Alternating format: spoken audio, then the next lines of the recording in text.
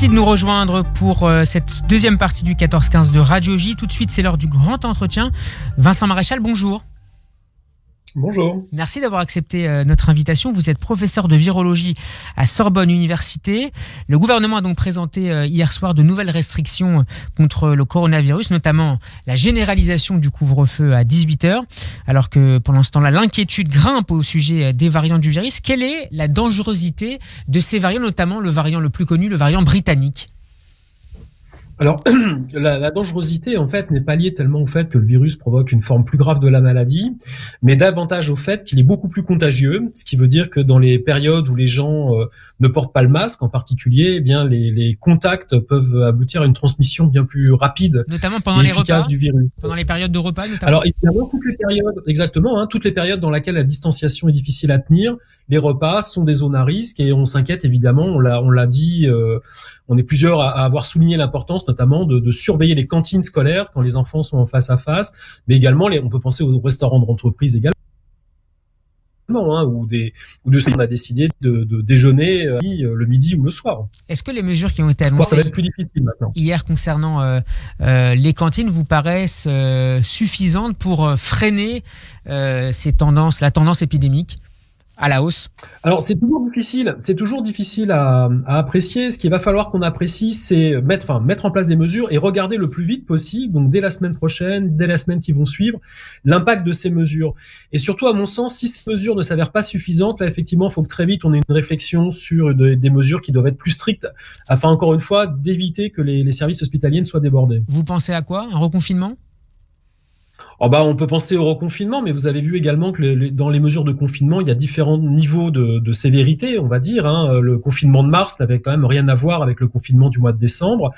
On est tous conscients qu'il faut arriver à équilibrer une vie qu'on sait ne pas être normale, mais qui doit se rapprocher de la normalité au fur et à mesure et tenir surtout le plus longtemps avec une lumière au bout du tunnel qui est la vaccination. Mais la vaccination sera effective notamment dans la protection des plus fragiles que d'ici 1 mois ou 2 pour les plus fragiles, et puis pour l'ensemble de la population, probablement pas avant 6 mois. Est-ce que vous regrettez que la décision de reconfiner le pays n'ait pas été prise dès hier soir, alors que plusieurs médecins évoquaient un reconfinement, proposé en tout cas au gouvernement, ou préconisé un reconfinement rapide et clair, plus court dans la durée que dans le passé, mais à prendre très rapidement?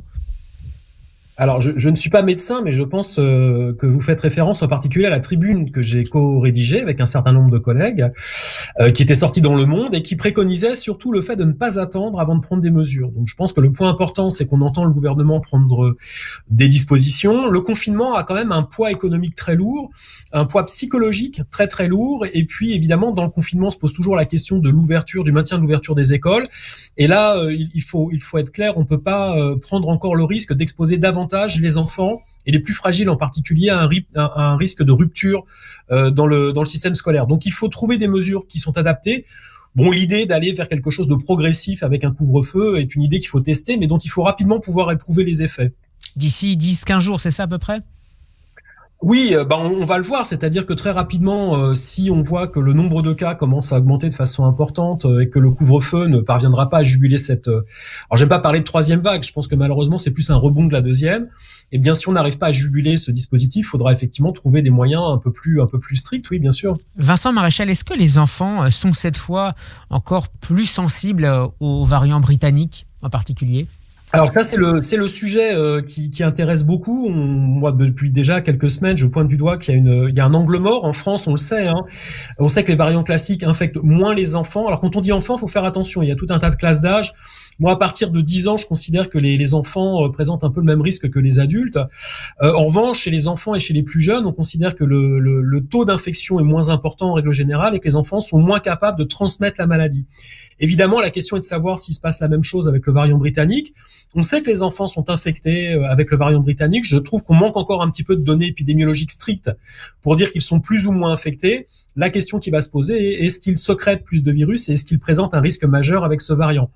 On aura de toute façon les données britanniques avant quelques semaines, bien sûr. Donc, on aura le temps de se préparer aussi en fonction des informations qu'on va recevoir. Vous évoquiez tout à l'heure la campagne de vaccination. Est-ce que les vaccins qui sont actuellement administrés sont efficaces contre ces variants ? Alors ça, c'est aussi une des questions qui se posent. On est aujourd'hui principalement dans des phases de réflexion qui nous laissent penser que la protéine Spike, qui est la protéine qu'on a inclus dans tous les vaccins et qui a été fabriquée à partir on va dire, des formes classiques du virus, on pense que cette protéine-là devrait stimuler une réponse immunitaire qui pourrait bloquer certains variants avec certaines mutations bien spécifiques. Tant que nous n'aurons pas des données avec le virus complet, avec le virus variant complet, on ne pourra pas trancher. Donc on aurait tendance à dire sur des bases présomptives que a priori la vaccination marchera. Moi, tant que je n'aurais pas vu de données scientifiques indiquant que les gens vaccinés sont capables de produire des anticorps qui neutralisent les variants, je resterai réservé. J'attends les résultats. Mais je suis plutôt positif. Optimiste, mais concernant le variant sud-africain, on a des données qui sont plus préoccupantes, je dois dire. C'est-à-dire ? Il y a un travail qui est soumis à publication, un travail scientifique qui est soumis à publication, semble indiquer qu'une des mutations présentes sur le variant sud-africain aboutirait à réduire l'efficacité des anticorps produits contre les formes classiques. Alors ça ne veut pas dire que le variant échappe à la vaccination, mais ça veut dire qu'on peut avoir un risque de réinfection plus important qu'il va falloir évaluer très sérieusement dans les semaines qui viennent. Les Sud-Africains communiquent un peu moins de données scientifiques que les Britanniques, ce qui fait qu'on est peut-être un peu en retard sur les données qui sont publiées. Vincent Maréchal, une dernière question. Vous êtes également le cofondateur du réseau Aubépine qui analyse les eaux usées. En quoi cela vous permet de mesurer, voire peut-être d'anticiper les tendances épidémiques ? Alors, on mesure, le réseau Aubépine a pour objectif de développer un réseau national de surveillance dans les stations d'épuration. Très brièvement, en fait, quand les gens sont infectés, ils sécrètent du virus dans leurs selles, et puis ces selles cheminent dans les égouts pour arriver dans les stations d'épuration. Et donc, en analysant les eaux usées des stations d'épuration, on a une sorte de moyenne du niveau de circulation du virus sur un territoire. Ce qu'on a pu démontrer, notamment à travers des travaux scientifiques qui ont été publiés pour une partie et qui vont être publiés bientôt pour l'autre partie, c'est qu'on est assez en avance, en fait, par rapport à d'autres signaux épidémiologiques plus classiques. Notamment, on avait vu revenir la deuxième vague, nous, dès le 20 juin dernier en Île-de-France, alors que les autres signaux épidémiologiques ont indiqué cette recirculation seulement à partir de la fin du mois de juillet. Les autres signaux, ce sont les tests de dépistage, les entrées en hôpital. Oui, par exemple. Alors, tout à fait. Les tests qu'on le regarde beaucoup, c'est le nombre de nouveaux cas, mais vous savez qu'il y a un biais dans la façon dont on teste les individus.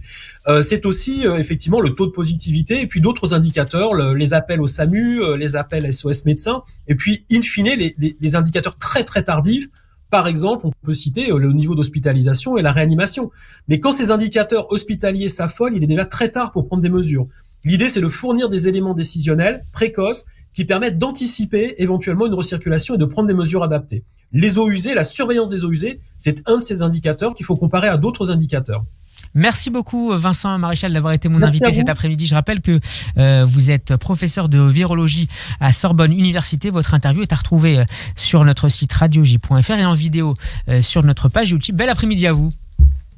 Merci de votre invitation. Très bonne journée à vous. Bonne journée. Au revoir.